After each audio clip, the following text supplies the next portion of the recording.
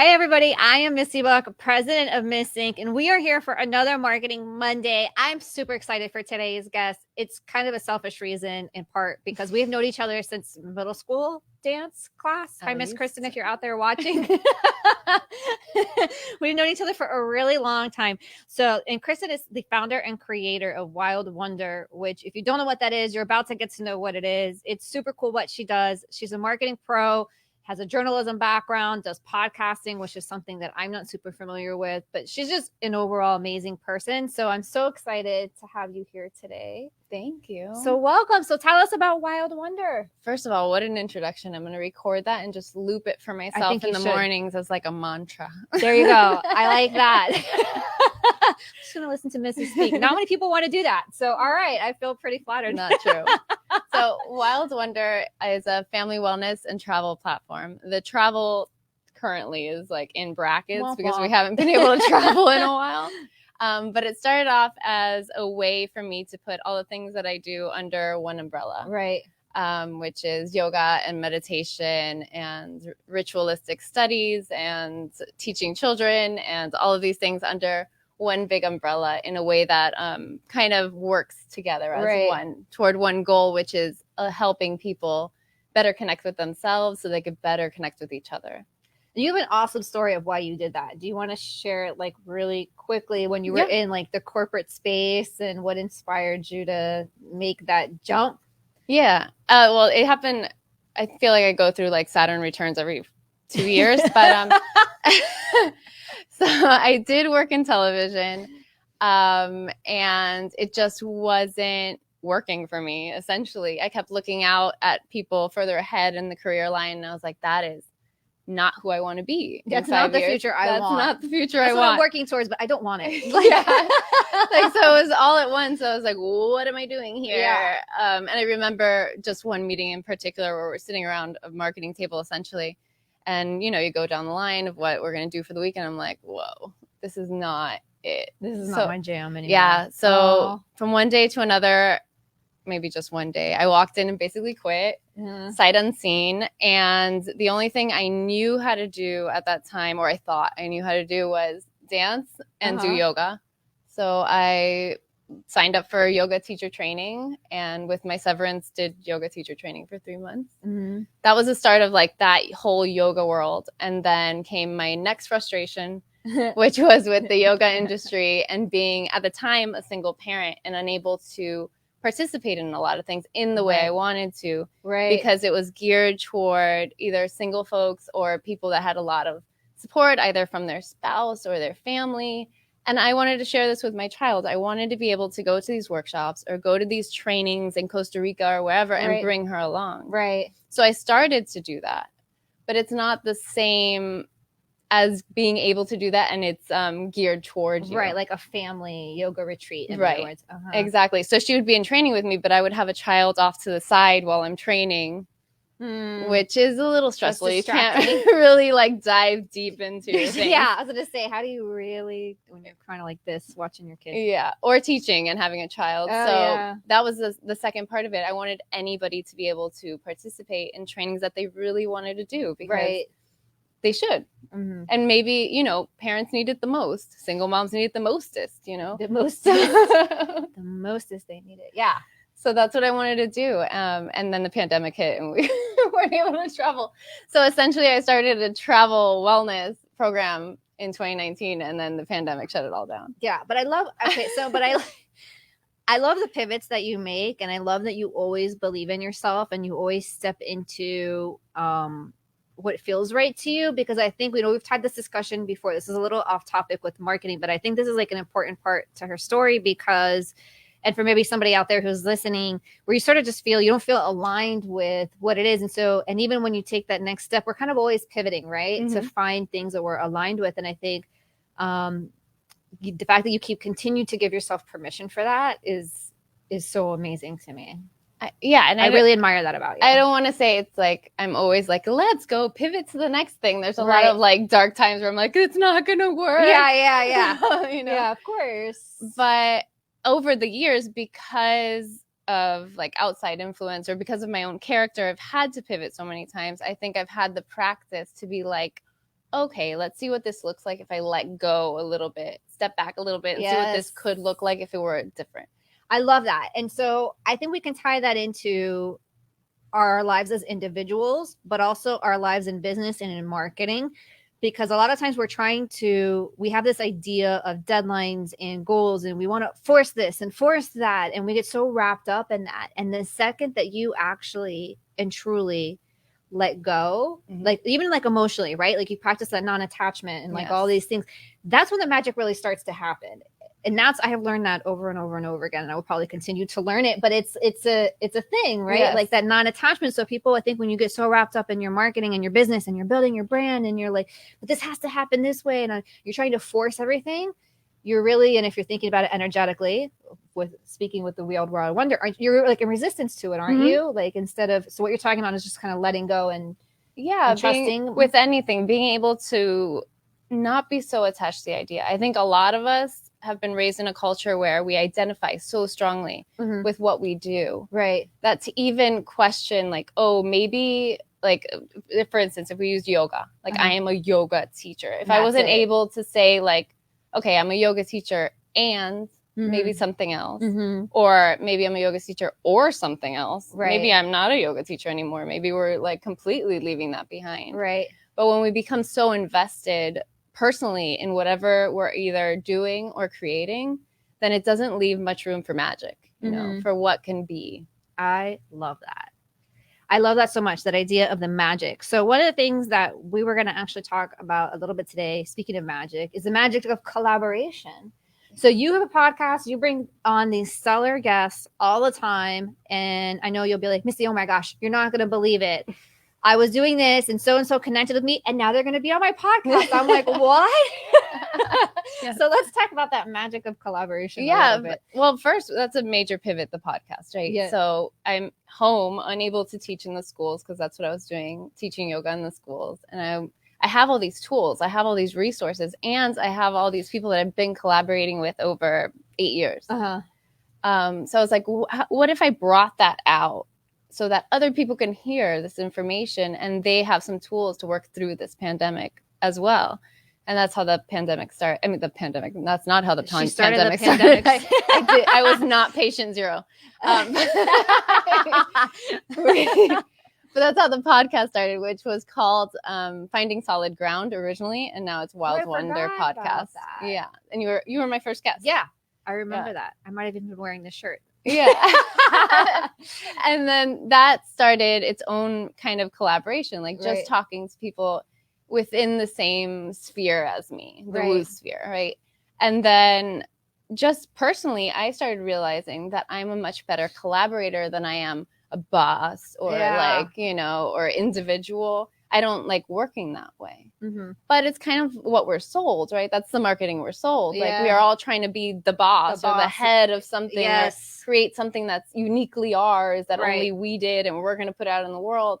Where some of us, I think a lot of us actually, if we really admit it, work better in collaboration. I think everybody really does, to be honest with you. I mean, you ask the most successful people in the world and they'll tell you it's their team, right? So I think that that's so true. Yeah. And it's also, if we're going to talk about marketing, that it's a great way to market your own business is to speak to the audience of someone else's business that's aligned with yours. Thank you. Yes, do that. Collaborate with other people and get more visibility. Yeah, right? Instead of being so greedy and being like, these are my clients. Yeah, I own these. I own these clients and I'm not sharing. Yeah. When we were like, oh, I'll speak to I've done so many great collaborations in terms of workshops online during the pandemic where somebody's invited me on to be part of their training program, or vice versa. I've invited somebody on to be part of a workshop I have taught. And then our people have met each other and met the other teachers, and it just becomes greater and bigger, and we allow people to have more resources while at the same time growing our own audience. Yeah, I love that so much, because when you think about it too, as a consumer, you're not just like, especially in today's world, it's not just, there's brand loyalty, but also, you want to connect with and feel a part of and feed different parts of yourself, right? And so I think this idea of collaboration is awesome because it allows you to do that, right? So maybe like, okay, Kristen is the person that's my go-to person for this, but then, you know, there's somebody else that fills this space really well that is my go-to person for that. And it feels nice when they work together as a consumer, doesn't it? Because you're not feeling like, oh, I'm cheating on somebody or whatever. Right. You're like, oh, they're actually giving me permission to do better. They want me to do better. And so they're introducing me to other people who can help me be a better person and solve more of my problems. And so I love this idea of collaboration in marketing. Yeah. I mean, and it just opens us up as a teacher. It opens me up to be able to learn from another individual, to learn from a co-collaborator. Right. And grow in that way. And just be able to share and grow, because we can only go so far as individuals. Right. I think we grow exponentially when we start building upon each other's work. Right. Yeah. I would agree 110% with that. So, well, this is a marketing show, so let's talk a little bit more about marketing. So you got your podcast started as a result of the pandemic. It's going phenomenally, right? Yeah, it's great. I love it. We have another one. We're talking about witchcraft, or like witch identity, this week. So oh my God. I'm telling you, I have a whole list of ones, and I just have to go in and sit and listen to one day. I just have to carve out a few hours to just sit, because I miss all these awesome episodes. I'm excited for that one too. Yeah. I'm not a witch, but I think it's cool. You might be after this episode. I don't know. Maybe I am.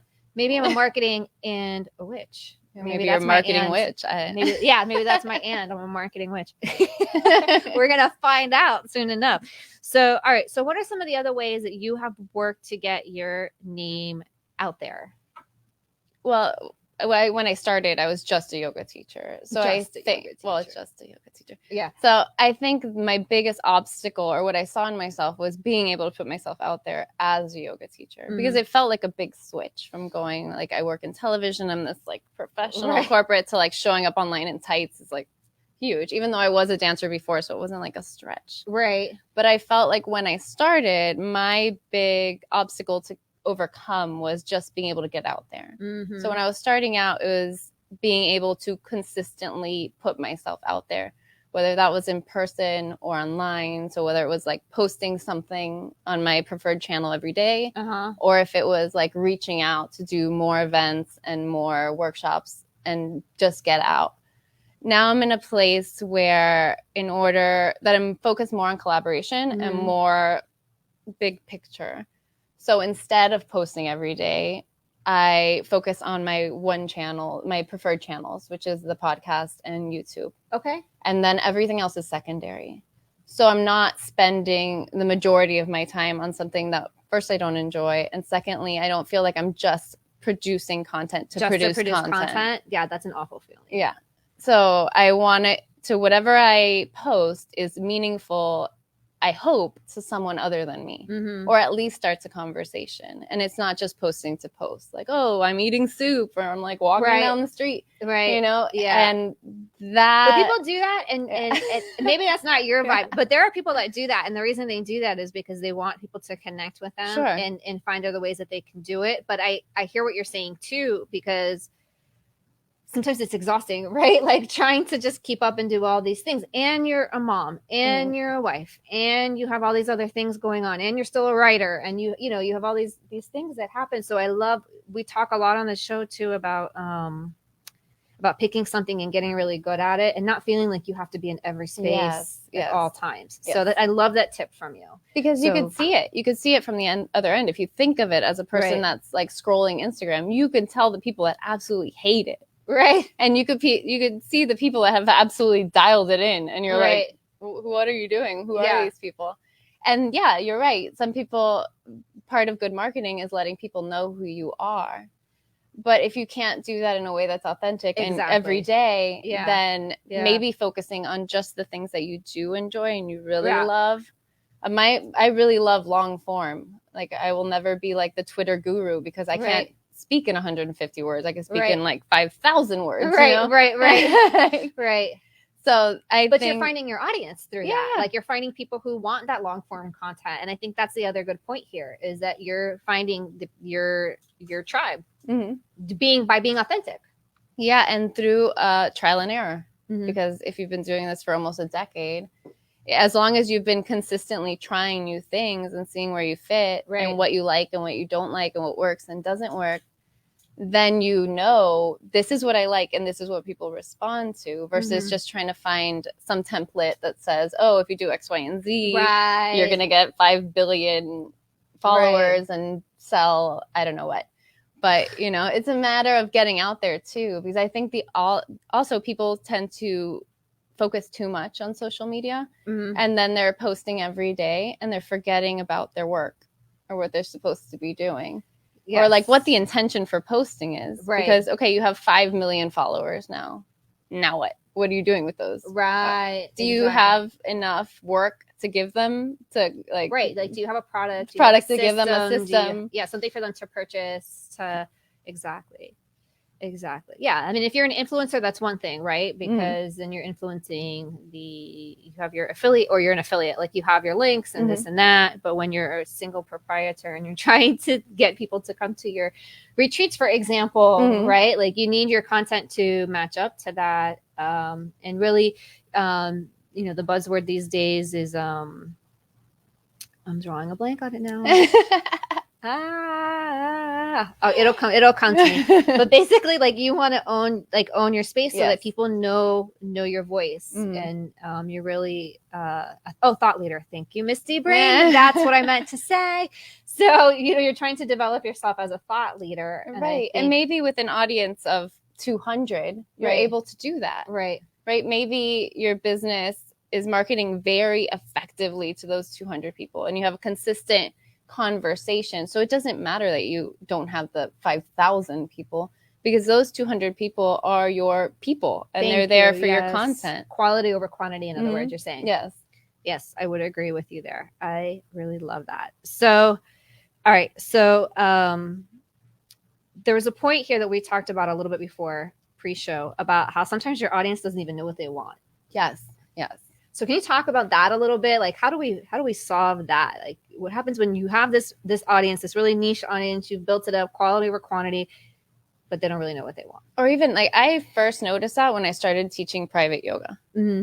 Because in my very Pollyanna mind, I thought I was going to walk into somebody's house and they were going to tell me exactly what was wrong and what they needed, and I could come up with a system from A to Z to make that happen. More often than not, like 99.9% of the time, I would walk in and they would say, I don't know what I want. I just know I need something. And something has to change.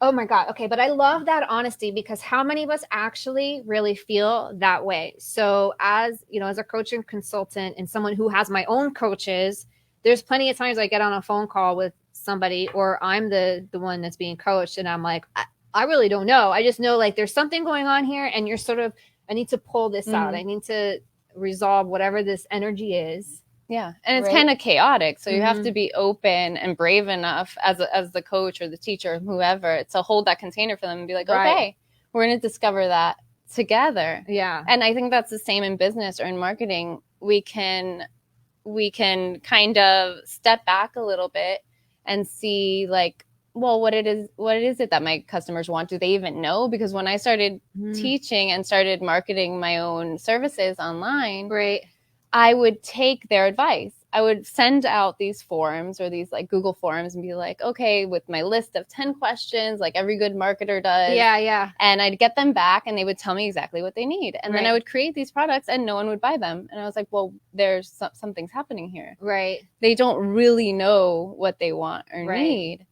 And then I would do something wild, like start a podcast, which nobody told me to do. Or like now we've started a book club as well, which everybody's like, who wants to join another book club? Right. And it's things that they're telling me, my audience is telling me is not going to work, are the things that are working.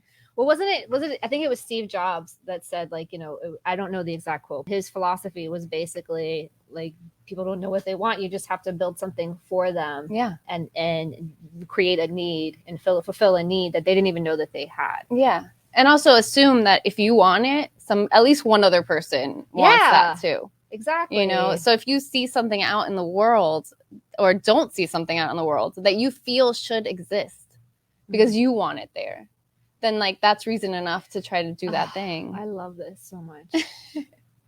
I love this conversation so much, because it's so, you know, we talk all the time about analytics and Oh wow, we already have only 10 minutes left. So you talk about all these different things, and you're always trying to feel like very analytical and very methodical and figuring things out. But I think that there has to be this balance of fulfilling. I love that. If you're being authentic and you think about, you're saying, this is what you're saying, like, I'm being authentic and I'm thinking about something that I would want, so I go and create that, and those end up being your most successful products, if you will, or marketing channels, if you will. Is that what you're saying? Yeah, absolutely. There was even a workshop that I taught for years, and it was curating your own home practice. And I thought, how cool would it be if I taught it with an astrology slant? Because what helped my home practice the most was knowing my moon sign. So I invited collaboration. I invited an astrologer on, and we taught it together. What if we created this ritual practice? What each person could create their own ritual practice based on their moon sign. Like, that didn't exist. We didn't know if it was going to work, but it was through putting it out there and seeing it, because I wanted it for myself, and it worked. Oh my God, that's so cool. Yeah. So it's not always the analytics. Also, we could get bogged down, and they keep us from actually stepping out and doing something. Yeah, exactly. Because nothing is going to be 100% perfect on paper. Like, anything we do, every time we look at the analytics, it's going to say, don't do it. Right. You know? Right. So, or keep doing this other thing. This other thing is working just fine. Like, don't innovate. Yeah. So then some people never step out and even produce the products, because they're doing all this analytics, this research, and asking people what they want. And they're like, oh, the thing I want to create is just not going to work in the world. And then they never do any of the things they really want to make. Right. I really, I love this tip that you just gave. So far we've talked about, I know we only have like a few minutes still left here. So we've talked about all sorts of different things. We've talked about authenticity. We've talked about narrowing in and just getting, and with that authenticity, knowing, okay, so you said you like long form content over short form content. So you're going to be on podcasting and YouTube. Like, that's what's working for you. We talked about quality over quantity.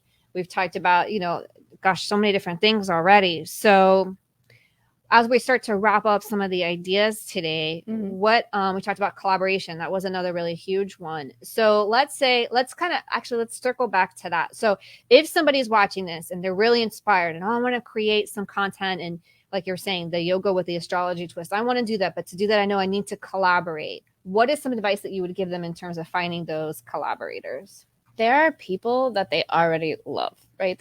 All of us are following people that we admire or doing things that we want to do. Right. So just reach out to them. I'm not saying Madonna's going to call you back, but but I make it a point at least weekly to let somebody know in very authentically, I love what you're doing. Do you mind like having a phone call with me? Do you mind emailing or messaging me for a minute? And be very clear on what you want, because people are very busy. They're very busy. So if you're just like, can I pick your brain? I'm like, nope. Yeah, no. And I think LinkedIn is a really good place for that too. I'm finding, depending on your audience and who you're trying to reach, but like, nothing's worse than getting those DMs on LinkedIn or Instagram or elsewhere where someone's like, it's like totally a template. Like, hey, I love what you're doing. Well, tell me what you love that I'm doing. Right. Like, or tell me something that you connect with that I've posted. So I know you're really not, you're really paying attention. Right. And then say, hey, I would love to just chat with you. Do you have like 15 minutes? Since we're so like-minded, just, I just like to sync up with people. Yeah. I'm always really honest to say, like, I think this could potentially be a collaboration. I never say this is definitely a collaboration, because you might talk to the person and be like, no. Actually, I don't want to collaborate with you after all. Thank you. No, thank you. But it should be open so that both people feel like they have an out. Right. And so there's mutual understanding there. Also, by the time I've reached out to somebody, I've probably been engaging with their content in some form. Right. So they maybe have seen your name that you've liked or commented or something you're saying. So I'm not just looking for like the popular person, like, oh, so-and-so has 5 million subscribers, so I'm going to go contact them. No, it's usually people that I've actually been following their work, and we've already started a repertoire through commenting or following. And then I reach out like, oh, this is really interesting. Here's what I'm doing. I think we could work together maybe on this project. And if not, that's cool. I'll still follow you and engage with your content. Right. And that, my friends, is why we always talk about social networking actually being not so much marketing, but actual networking when you're being successful. I mean, there's the gist of it, isn't it? Yeah, it's a conversation. I don't ever respond to those like robot like messages. Nobody does. I don't know who thinks that works and why people keep doing it and paying for people to do it. I don't understand this. Or like you said, those written templates where people are just pushing the same text over and over. Or like that you like on LinkedIn, like I accept someone's connection request and within seconds, hey, Misty, I'm like, how many people have you sent this to? Exactly. So, and people aren't going to wait. There's so much on social media that you're not going to waste your time like on those messages. People aren't going to waste their time on that. Everyone's busy. You can just assume that everybody's busy. Right? And we all want things that matter to us. We just want to connect more than ever with people and ideas and things that actually really matter to us. And one last thing, because we're already getting like the red light. Oh, yeah. If you're having trouble finding collaborators or a group to join of like-minded individuals or people in the same industry, start your own. Like around anything. You could be like knitting toy bunnies. I don't know. You could start a group around that. I almost thought yesterday that I'm going to start something around dogs. If you follow me, especially on Instagram, you want to do the things that you're interested in. Yeah, most of my content, especially on my stories, is with my dogs. Yeah, like it just is what it is. Has nothing to do with anything else. But yeah, no. So I like that. I mean, I have a friend that she's really into Disney. So she started this years ago. She started this group called Moms of Disney. And it's like this huge thousands and thousands of people have joined this group. And she literally just started it as a way to connect with other moms who like taking their kids to Disney and the Disney experience. Right. And then that's legit all it was. And it's become this huge thing. So I love that idea. I love this. Think outside the box, but be authentic to yourself. I love these tips that you shared with us today. And if it's something that you wish there was a space for, go create that space and see what happens. Exactly. Yeah. I love it. I love it so much. So we're wrapping up here. So Kristen's website has been scrolling on the bottom here the whole time. So what are some other ways that people can connect with you? You can find me mostly on Instagram and YouTube. Same words. We are Wild Wonder. And we have the podcast, of course, everywhere you get your podcasts, which is Wild Wonder Podcast. And we just started a book club. So if you'd like to join us, we're getting spooky with the lost manuscripts of Dracula. Oh my God. Sounds so cool. I wish I had more time to do more things, especially your things, because you do all the cool things. Like I said, I have all these podcasts stacked up that I have to go and listen to. I don't know. I got to go on a road trip or something just so I can listen. Drive around the block. Yeah, I'm just going to start driving around just so I can get caught up on my podcast. So I don't know if anybody feels that way. All right. Well, thank you so much for being here. We would love to have you back in the new year and maybe share some more tips and things that you are creating and how things are going. Are we still in retrograde? Yeah, we're still in retrograde. Oh, yeah. So for those of you that know what that means, you know what that means, right? But we should be hopefully coming out of it. If you know, you know. We should be coming out of that soon, I hope. All right, so we will be back next week with another Marketing Monday. I want to thank Kristen again for being here. Thank you so much. I appreciate your time. I know you're a busy lady. You have your little ballerina superstar at home. She's raising a superstar for those who didn't know. Now you do. And I guess that's it. All right. So we will see you guys next week. Thank you again for being here. As always, if you want to be a guest, you have any questions, topic suggestions, feel free to send them my way. You can find me also all over social media. And we'll see you guys next week. Have a good week. Thank you for being here. Have a good week. And we'll see you guys next time.